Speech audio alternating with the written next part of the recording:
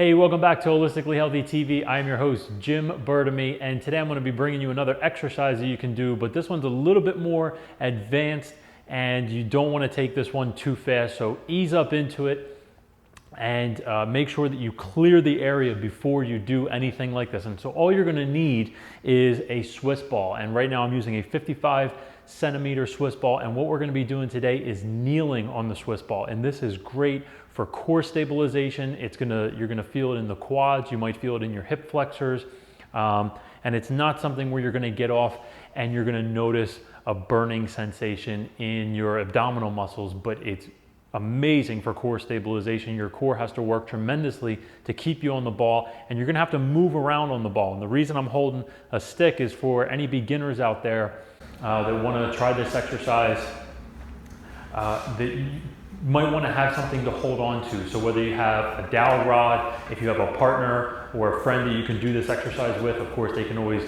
kind of hold your hand, guide you a little bit, maybe stabilize your core and your midsection a little bit so you can get yourself balanced on the ball. But I'm going to show you how to get onto the ball and one of the best ways that I've found to initiate the movement. So we're going to get started.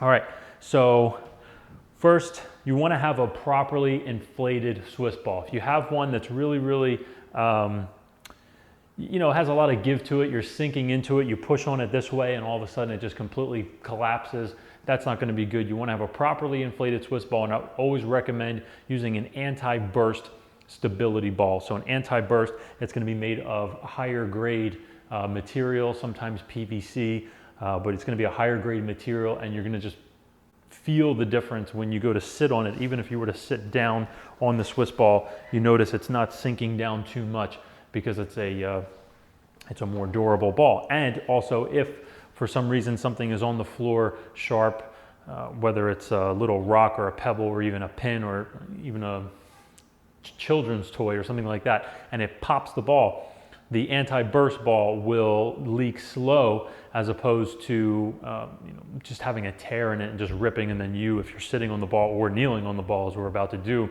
just collapse and fall right down to the ground. So you don't want to do that, you don't want to get hurt. So be safe and clear the area of anything, because if you do happen to fall forward or something like that, you don't want to hit your head. It's a little bit more difficult to fall back because you're going to just fall back into your knee. So I'm going to show you how to do it, and then when we get to the top, I'll show you how you can always use the bar to stabilize yourself. So first we're going to put that down, and we're just going to do it the regular way. So I've seen some people put their knees on top of here, okay, and that's a little tricky because you have to balance here, and this is very unstable. So the way that I'm going to show you is to place your knees into the ball and actually put pressure into the ball and have your hands here.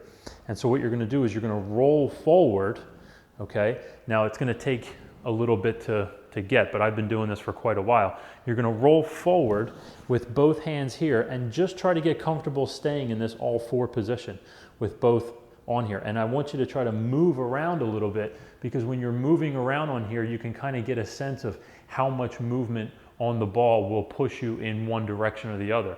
So you'll notice that very little movement can make you feel like you're losing your balance completely, but you want to move with the ball, because the ball is never going to stay in one spot. It's always going to move, even if it's a half of an inch, no matter how good you are at kneeling on the ball, because it's a round surface, right? So what you want to do is lean forward and get really comfortable in this position first. Then when you're in that comfortable position, start to slowly walk yourself up so you can sit up. Now, I'll show you from the side view. If you need to, you can use your feet a little bit, and it's not necessarily cheating, especially in the beginning, but you can use your feet to kind of grip the back of the ball. Now this is a little bit smaller of a ball and my legs are a little longer, but you can see I'm able to kind of grip it in the back here. And then that'll help you kind of come up in that upright position and might feel a little bit more balanced. So from the front again, go like this, lean forward on the ball, try to come upright, even if you have to just, stay close. Now, if you fall forward, at least you're here, okay? If you need to fall back, just fall back into your feet that way. Now, if you're going to use a bar because that feels too unstable for you, If you're going to use something like this or a broom or something like that, what I would do is I would recommend having this in your hands already, leaning forward here. Now when you get comfortable in this position, and notice I'm sitting back into my heels a little bit, if you can see that, I'm sitting back into my heels. So if you get comfortable here, what you can do is just plop that down right in the front, and then you can hold on to this. It's actually harder for me to balance myself because I don't really feel like I need that. But what you would do is you would just put this, and it's on either one side or the other. Now, the cool thing about this is if it doesn't feel like it's challenging your hip flexors or your quads as much, and you're able to stay on the ball, but you don't feel super balanced right away and feel comfortable taking this off of the ground, then what you can do, if you wanted to start incorporating something, is start incorporating some arm movement, but using this at the same time.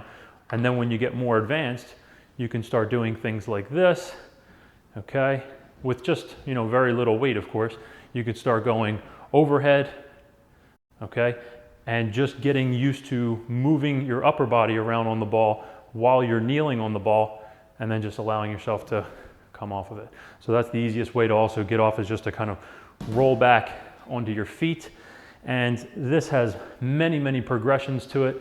But again, you don't want to rush this. You want to be really, really proficient in being able to kneel on the ball before you start incorporating any kind of weight or using anything like a cable machine.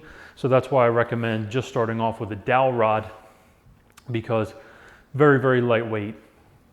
Gets you used to moving it. You can even hold it in one hand, move it out to the side, above you, both arms like I showed you there. And really, really great exercise for core conditioning.